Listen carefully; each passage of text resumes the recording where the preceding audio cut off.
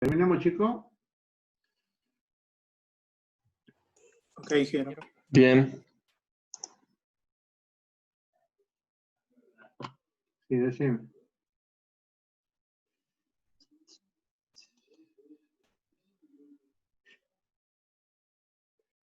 Vamos a repasar rápidamente esto horrible y después seguimos con los gráficos que ya es más llevadero. Hemos dicho que, no sé si me escucha bien Edmundo, ¿eh? Sí, Jero.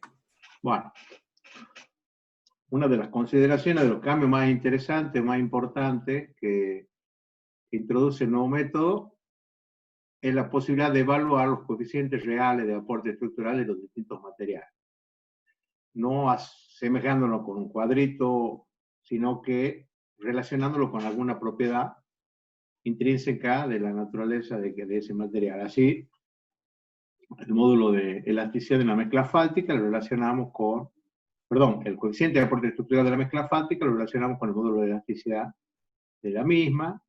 En este caso, para las coeficientes de bases de estabilizado granular, se lo verifica con el CBR, ya vimos que el CBR, el coeficiente de aporte estructural, no solamente tiene en cuenta la característica del material, sino también considera el valor en función de su situación de tensión en su ubicación dentro de la estructura.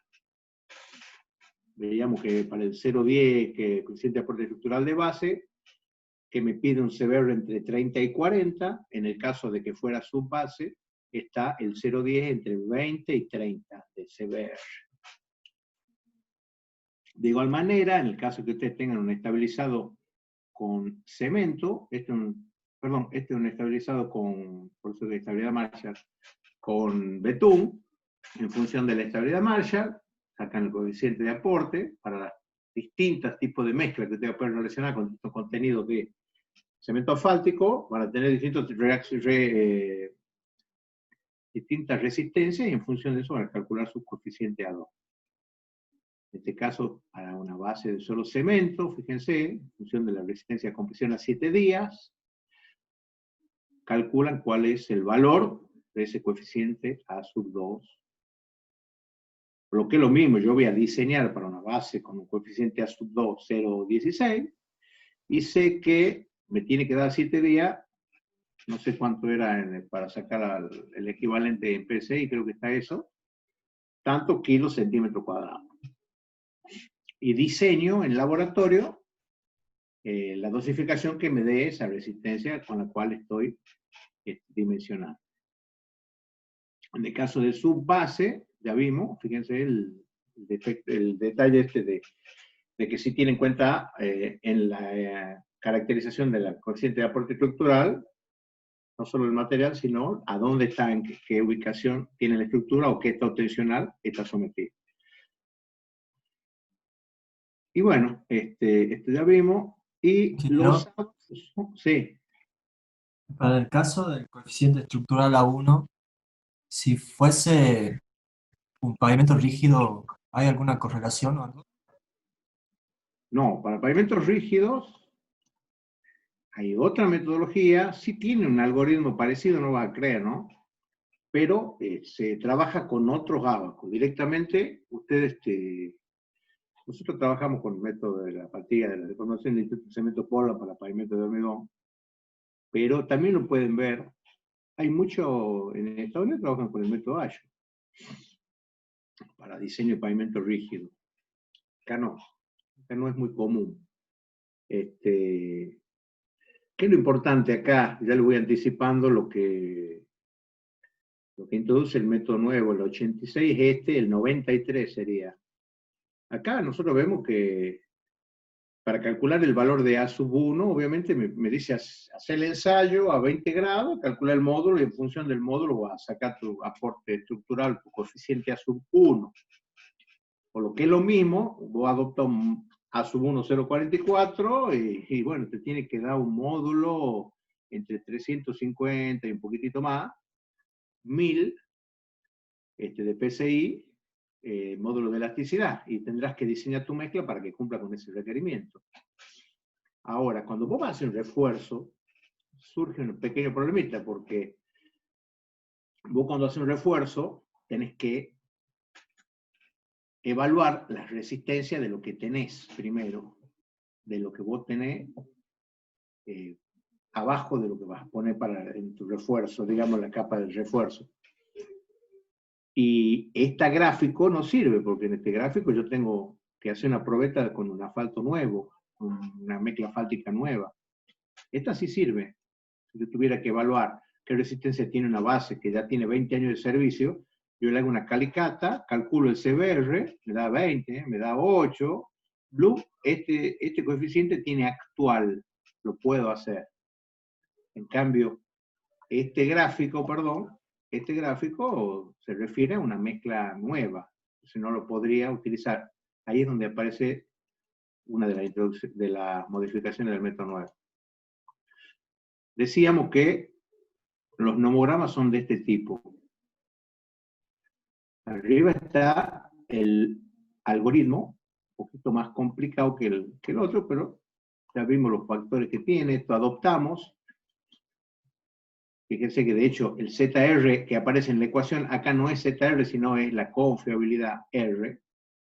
Ya vimos que era la tablita, en función de eso era el opuesto.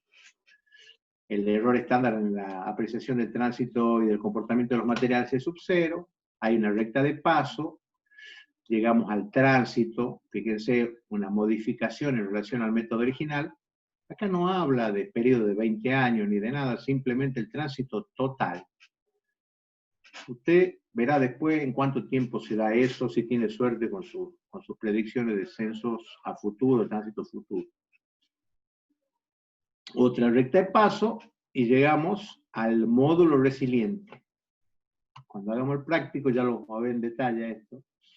Este tamal acá es KPCI, es decir, es 1000 veces el PCI. Una vez que llegamos a nuestro módulo resiliente, a partir de la última recta de paso, llegamos a este cuadradito, donde para cada delta de PSI, ese es otro de los factores que introducen los métodos, directamente ustedes van a trabajar. ¿Se acuerdan que en el método anterior decíamos índice de servicio final igual a 2, este nomograma para un índice de servicio final igual a 2,5, decían? Bueno, acá no. Hay un solo gráfico para todo. Ustedes van a poner acá cuánto quieren que caiga su estructura en serviciabilidad. Yo quiero que caiga de 4,2 a 2,5 porque es el valor mínimo final para una autopista principal, una red troncal principal. Bueno, ¿eso cuánto da? Unos 7. Entonces voy acá y digo, mi delta de PSI es 1,7. O si puedo permitirme que caiga más porque es una autopista, una calle secundaria, pongo 2, de 4,5, de 4,2 a 2,2 o poco más, hasta 3 inclusive te permite. Fíjense que el número estructural resultante, lo sacamos acá termina el ábaco y crece de derecha a izquierda. ¿Esto qué implica? Fíjense, si yo soy muy exigente en cuanto a la variación del índice de servicio que yo quiero, es decir, yo digo, no, 0,5 conmigo, no quiero más que eso. Es decir, cuando empiece el tránsito, tiene 4,2 y cuando termine, tiene 3,7 de índice de serviciabilidad. Es decir, casi igual que cuando empezó. Yo intersecto a la recta esta, a la curva esta de 0,5 y bajo y me sale el número estructurales más altos. En la medida que voy permitiéndole a mi estructura que pierda serviciabilidad, que pierda calidad, terminación, que empiece a comportarse con un índice de serviciabilidad menor, obviamente las estructuras que me pide el método tienen menor valor, menor capacidad resistente que está dada por el número estructural. Después, igual que siempre, lo tengo que componer el número estructural con la variación de la incorporación del coeficiente de drenaje. Es decir, a 1 de 1, a más a 2 de 2, M2. Si es una capa sin ligante, va a ir un coeficiente de drenaje. Si es una capa con ligante, no va a ir. Un suelo cemento no va a ir un coeficiente de Ingeniero, drenaje. Sí. ahí cuando están los números sobre la curva y dice 0,5, 1, 1,5, 2, 3, ¿qué sería eso? La Lo que está- variación de la serviciabilidad que usted acepta. Ah, Usted yo va a pensé empezar, que- usted va a empezar acá, ¿no es cierto? Bueno, yo le calculo el tránsito total mío, equivalente a 18.000 libras por eje simple. Adopto, en función del tipo de camino, una confiabilidad. Acá no adopto una confiabilidad de 95% aparentemente. El S sub 0 es 0,45, aparentemente no. 0, menos de 0,45, está el 0,35. Me dice que varía entre 0,4 y 0,5. Llega acá, espera un cachito.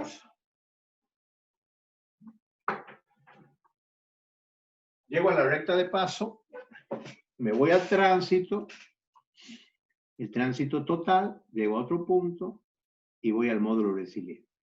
Detalle. Si tengo un mayor módulo resiliente, desde este punto voy a intersectar más alto, voy a salir en esta zona. Cuando vaya a querer buscar alguna de las variaciones de índice de serviciabilidad que me permite el ábaco, me van a salir números estructurales más chicos, porque tengo una mayor resistencia en la subaxal. En respuesta a la pregunta de usted, en el método nuevo, usted puede elegir y puede comparar. Yo elijo una variación de serviciabilidad a lo largo de la vida útil para ese tránsito, con esa subrasante, con esa confiabilidad. Quiero que pierda de 4,2 a 3. No quiero 2,5, quiero 3. Entonces tiene una variación de 1,2. Por acá tiene que bajar. Entre 1 y 1,5 va a estar la variación que le permitís, cuánto querés vos que decaiga. Obviamente, cuanto menos la dejas que baje índice de servicio, te van a dar estructuras más grandes. No sé si me entiende la pregunta, la respuesta. Sí, muchas gracias. Nada. Gracias a usted por preguntar. Entonces, este es el nomograma nuevo, es más fácil que el otro, tránsito total, variación de índice de serviciabilidad. ¿En qué sentido es más fácil? Que usted puede jugar con esto, ve, bueno, che, si lo dejo que me sale mucha estructura, no puedo. Lo dejo que decaiga un poquito más, y ahí sí ya tengo 5 de índice de servicio, que posiblemente sea el valor con el cual, para los materiales que dispongo, etcétera, etcétera, me resulte más cómodo a mí, porque usted ajusta muy poquito en una obra vial y se hacen grandes los números por los volúmenes que se manejan, ¿no? ¿Qué sigue ahora? Para calcular esto lo vamos a ver en el ejemplo de Entre Ríos, que creo que ya lo vamos a ver el martes, no, veámoslo rápidamente.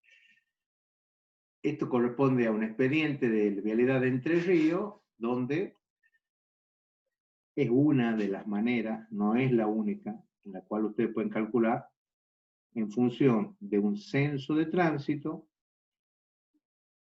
el eje equivalente a 18.000 libras. Fíjense, acá está cada tipo de vehículo, la distribución de eje. Esto lo pongo acá yo porque cuando hacíamos oral, resolvíamos el problema y nos fijamos en esta tabla. ¿Qué me interesa en esta tabla? Básicamente el procedimiento, como la ecuación, copiar todo. Toda esta parte para mí de los censos de tránsito es un trámite, ¿no es cierto? Fíjense cómo calculan. Esto correspondía a un expediente de la vida real que ya lo vamos a ver para 6 años para hacer un refuerzo. Cómo se va trabajando con los tránsitos, se va actualizando y se llega a una tasa de crecimiento, fíjense, del 1%, año de dato del tránsito, año de iniciación de la obra, etcétera, etcétera. Acá lo importante para mí es este factor C. Acá los porcentajes, todos estos datos yo les voy a dar en el problema. Esto necesitamos nosotros. ¿Qué quiere decir el factor C? ¿Cuál sería la equivalencia destructiva de ese vehículo en función del eje patrón o el vehículo patrón que hemos tomado una carga de 18.000 libras por un eje sencillo. Es decir, que en un eje simple hay 18.000 libras o 8,2 toneladas. Bueno, y a partir de ahí te calculaban el N con el cual van a volver a este gráfico, ¿no? Este gráfico ya lo tenemos, el N total. ¿Ok? Bueno, ¿qué les quiero mostrar? Rápidamente, esto lo he subido yo en la plataforma de la FACET. Lo voy a ver rápidamente. Es interesante porque uno cree que es tan difícil y muchas veces cuando uno ve en la práctica lo que estábamos hablando en la teoría se hace más sencillo. Esto es un expediente de Entre Ríos, del refuerzo. Fíjense, ya hay que aplicar el método nuevo, vamos a hacer hincapié qué diferencia tiene. Es exactamente igual el ASTO 93 que el ASTO 86. Lo único que incorpora algo que necesitábamos para calcular refuerzos, que es cómo evaluamos la capacidad resistente de un material asfáltico. Porque con la metodología anterior hacía referencia a mezclas en estado virgen, digamos, en el sin uso. Y nosotros tenemos que, cuando hacemos refuerzo, una determinada estructura existente que hay que evaluarle las condiciones reales de prestación para a partir de ahí ver qué voy a necesitar aportar arriba de eso. ¿Cómo se procede?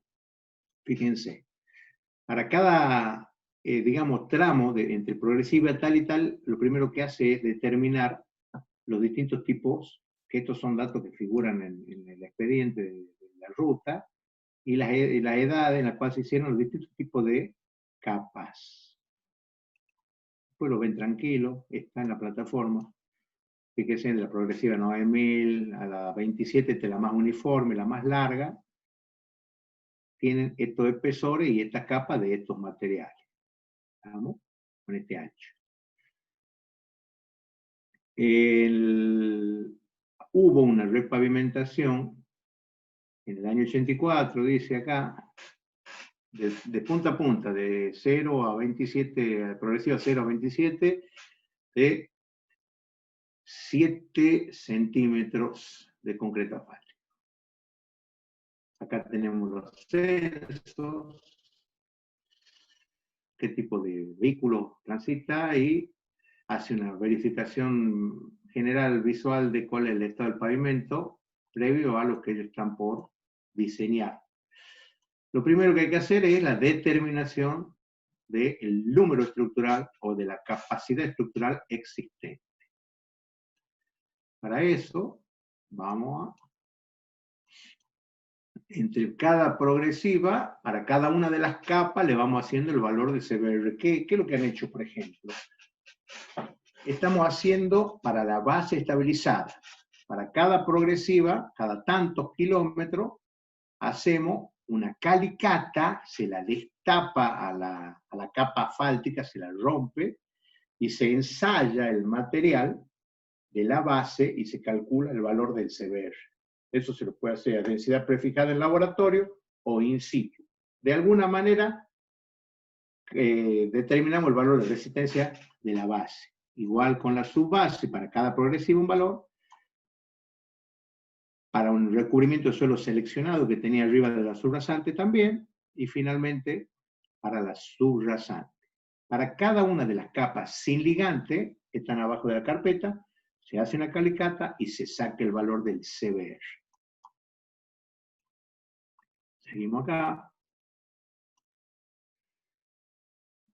¿Y qué hacemos con la capa? Con la carpeta. Si estoy evaluando resistencia existente de la subbase del suelo seleccionado, ¿qué aporte tendrá eso? Un poquito. ¿Cómo no voy a verificar la capacidad resistente de una carpeta? Por más que esté fisurada, seguro que va a tener más resistencia porque es otro material, de otra calidad.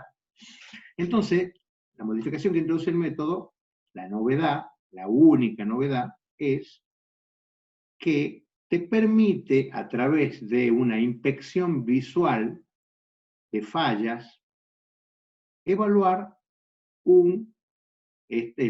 partir de la inspección visual de falla, qué tipo de falla y qué porcentaje por unidad de superficie, te dice, te da valores medio para que va a obtener el coeficiente de aporte de esa capa deteriorada, de esa capa de concreto asfáltico, de esa capa de base que está deteriorada. Él hace una serie de evaluaciones, acá dice, bueno, esta carpeta tiene de este tipo de fisura de severidad alta un 0,04%. Fija la cantidad por unidad de superficie y de igual manera trabaja con la de media y con la piel de cocodrilo, de baja severidad. Y ahí nos vamos a la tabla 5.1, que es la que quiero ver ahora. ¿Qué es esta tabla? Este es todo el método Ashton nuevo.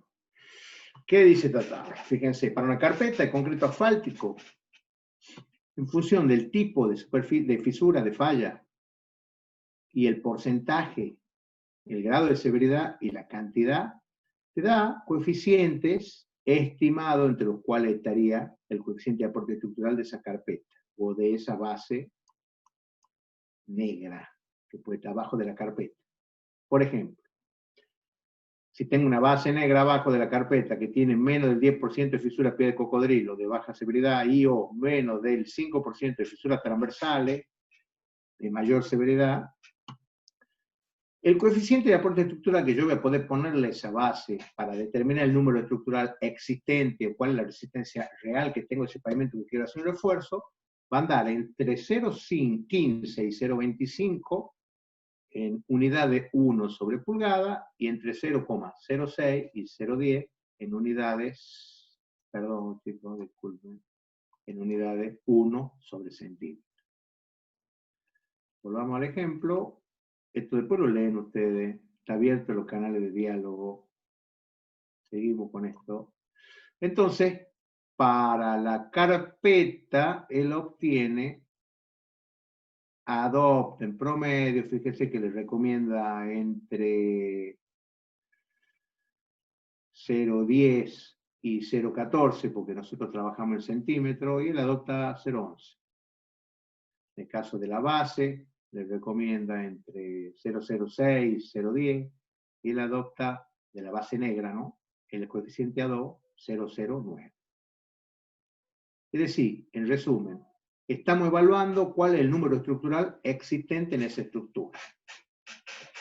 Y vamos viendo cómo sigue, fíjense, para las distintas progresivas, trabaja independiente como si fuesen rutas distintas, es decir, para la progresiva 0, la base granular tiene un CBR de 67, dice el coeficiente A3 sería, perdón, A2, tendría que decir acá, está mal esto, estamos en base.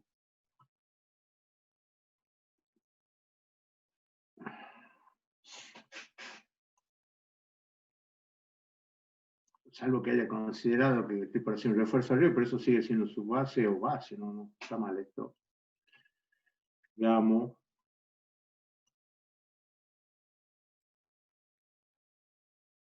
a no ser que lo haya sacado de la misma gráfica que corresponde a la sub 2 y le llame a sub 3 ahora porque vamos a poner una sub 1 que va a ser el refuerzo y la sub 2 va a ser la carpeta actual y la sub 3 va a ser la base, la sub 4 va a ser la subbase, así se ha corrido el número. Pero lo correcto, si es una base, que yo lo saque del abaco de base. Por eso me confunde el TA sub 3. ¿Me entiende lo que estoy planteando? Claro. Sí, sí. Bueno, después lo ven tranquilo, esto no es. Fíjense, del mismo nomograma, ya hemos trabajado para base, para subbase, vamos para subbase, ahí pone a sub 4, o sea que es, como hemos dicho, veo simplemente una traslación por incorporar una capa nueva. Por más que diga A sub 3, yo sé que eso corresponde a la base, lo han hecho con el nomograma de la base. A sub 4 corresponde a la subbase, se ha corrido porque vamos a incorporar una capa nueva. Después lo ven tranquilos. Para todas las coordenadas, perdón, para todas las progresivas de la subbase, ahora vamos con el suelo seleccionado, es otra capa más. Es lindo este ejemplo porque uno tiene la tendencia, son 3 capas nomás, ¿no? Siempre decimos son 3 capas, no, hay un montón de capas, vos podés poner toda la que vos quieras. Ya tenemos caracterizado para cada capa, en función de la progresiva, el número estructural. Entonces, ¿qué hace? Para cada progresiva, calcula el número estructural existente, que no va a variar. la base de perdón, la carpeta de concreto asfáltico y la base negra de concreto asfáltico. Esas son comunes para todas las progresivas. Sí va a variar en función de los coeficientes de aporte estructural de la base para una determinada progresiva, que es el coeficiente de aporte estructural de la subbase para la progresiva 0, y el coeficiente de aporte estructural de la capa de suelo seleccionada. Entonces, para la progresiva 0, él saca el número estructural existente. Todos estos datos provienen del pavimento hecho hace mucho tiempo. Un número real de 3,6. Eso hay hoy. Y así para cada progresiva. Fíjense que una de las que mejor está es esta, la de 10.500, que es la que da 3,7, y la peor es la de 6.000, que da 3,3. Pero más o menos por allá. Seguimos. Ya tengo el número estructural existente hoy. Fíjense que adopta los coeficientes de drenaje 1, no se mete en problema, y calcula el número estructural necesario. ¿Cómo se calcula? Haciendo de cuenta que no hay nada abajo, voy al abaco. ¿Qué quiero hacer yo? ¿Para qué tránsito? ¿Dónde está el abaco? Ay, Dios.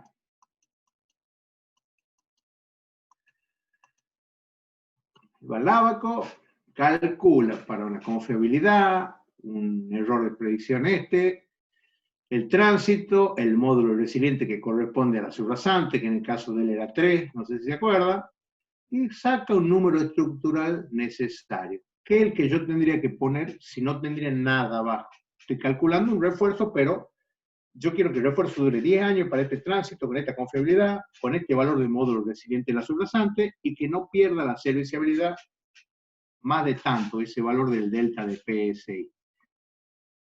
Y si yo no tuviera nada, tendría que poner el valor entero del número estructural que calcule acá, componerlo de distinta manera para que me dé la sumatoria de la resistencia. Acá estábamos. Fíjense, adopta la confiabilidad, el 85%, que corresponde más o menos a una ruta importante, adopta el valor ese sub 004, el tránsito lo calcula, eso es lo que vamos a hacer en el práctico nosotros, el módulo resiliente de la subrasante, ¿se acuerdan que era alrededor de 3, que era un poquito más, parece que lo ha adoptado porque le tendría que dar 4.500, si fuera 3, le da 4.700. Índice de serviciabilidad inicial menos final, él adopta, ¿cuánto es? 1,7. Así es, Edmundo. 4,2 menos 2,5 es 1,7, ¿no es cierto? Sí. Bueno, pobre Edmundo, está para poner la cara a usted, ¿no? Bueno, acá el método sí hacen el cálculo, fíjense, de la pérdida de serviciabilidad por hinchamiento, porque en este caso tenía un suelo expansivo. Nosotros no lo vamos a hacer, lo pueden ver después. Es importante destacar que esta se resta, la pérdida de serviciabilidad por hinchamiento, no se suma. Es decir, el índice de serviciabilidad inicial es 4,2. El final que ella plantea es 2,5. Es decir, que yo tendría 1,7 sin considerar el suelo expansivo. Pero resulta que de los análisis del cálculo de la pérdida de serviciabilidad por hinchamiento, le sale un valor de 0,10. Ese valor hay que restarlo. Es decir, que la variación de pérdida de serviciabilidad que yo tenía 1,7 se va a hacer más chica todavía para considerar el hinchamiento. Se va a hacer 1,6. Con ese valor voy a ir al ábaco. Se va al ábaco con estos valores. Repetimos. Confiabilidad 85, S sub 0,040, W 2,57, módulo resiliente tal, y variación de índice de serviciabilidad 1,6, y calcula el número estructural necesario 4,75. Si yo no tuviera nada, tendría que componerlo a este. Pero resulta que sí tenemos lo que acabábamos de calcular, el número estructural existente o remanente de cada capa. Entonces, ¿qué hace? Resta los números estructurales, el necesario, que es común para todas, menos el que tenía existente para cada progresivo. Y lo divide en 0,17 para que ya directamente le dé el espesor del refuerzo porque la diferencia en número estructural tendría que ser igual al coeficiente de aporte estructural del refuerzo, que sería un 0,17, multiplicado por un espesor. En este caso, lo baja al coeficiente de aporte del refuerzo y le queda directamente el resultado en espesores de refuerzo. Entonces, para cada progresiva, obviamente, la progresiva esta, que era la peor, la de 10.500, es la que me da, no me da, ¿cuál era la peor entonces? Esta debe ser, la que me da mayor espesor, la 8,4 esta, perdón, la que tenía 3,33 de número estructural existente, que me da mayor espesor de refuerzo, y termina adoptando, fíjense, en algunos casos le pide 6,8, 8,4, adopta directamente un valor de 8 centímetros, que responde en promedio a toda esta consideración. Y de acá lo que tenemos que tener claro nosotros, bueno, esta es la tablita, la novedad es esta, podemos calcular o adoptar valores de resistencia de pavimentos colapsados o en etapas finales de servicio de vida útil, para poder hacer un refuerzo. Fíjense que los ábacos que usan son los mismos que acabamos de ver nosotros, ¿no? Lo único que acá están en 1 sobre pulgada, los tienen que transformar, sacan el coeficiente de aporte y lo dividen en 2,54. Estos son los nomogramas para hacer el cálculo de la pérdida de serviciabilidad por hinchamiento. Esto está todo en algún momento lo hicimos, en alguna clase, pues está escrito. Esto está todo en las publicaciones que le pasé a la FACET. Y esto es lo mismo que acabamos de ver hace un rato, cómo se calcula el número de n, lo vamos a ver en detalle cuando trabajemos con el práctico, que lo vamos a hacer después de ver el otro método Shea. Y todo esto que hemos visto, mire cómo termina la película. En este caso puntual de los refuerzos sí hay que hacer un esfuercito, pero si no, hoy por hoy, nosotros tenemos un montón de programas con los cuales podemos interactuar y hacen todo lo que hacen los ábacos, por supuesto. Fíjense, por ejemplo, este es un programa desarrollado en el IMAE, el Instituto de Mecánica Aplicada de los Materiales de Rosario. Miren, acá directamente trabaja con 3 niveles de tránsito, agrupa todo en 3, o sea que no era tanto como habíamos visto en la tablita hace un rato, que teníamos como 6 tipos de vehículos distintos con distinta distribución de eje. Él agarra 3 nomás, en general, le da un nivel de agresividad a cada uno. En función de eso, nosotros vamos modificando lo que podemos tocar en rojo. Por ejemplo, acá vamos a poner, para que veamos cómo varía el sistema, en vez de 10 años de vida útil, hagamos 8 años y disminuye el número de diseño. Podemos cambiar la tasa de crecimiento, podemos poner 3% y aumenta el número de diseño. Podemos cambiar también los vehículos, pongamos acá 20, no sé si me va a dar, ahí me está dando que hay un error porque estoy sumando más del 100% acá, ¿no es cierto? Bueno, en resumen, acá en esta página se resuelve toda la parte de el cálculo de n, que nosotros lo vamos a hacer a manopla, y vamos aprendiendo y sabemos mucho del tema. Miren que esto me genera un problema en la otra planilla. Ahí estamos bien, ¿cierto? Ahí estamos bien.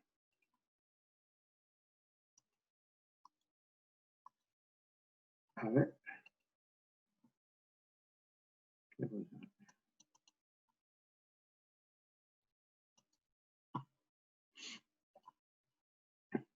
pasa acá?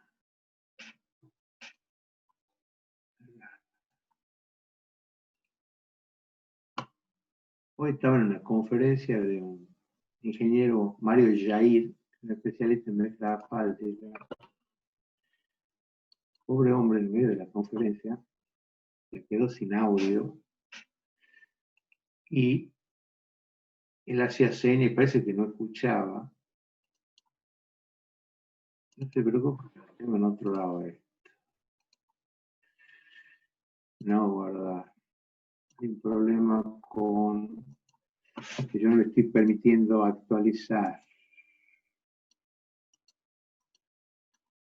Acá está.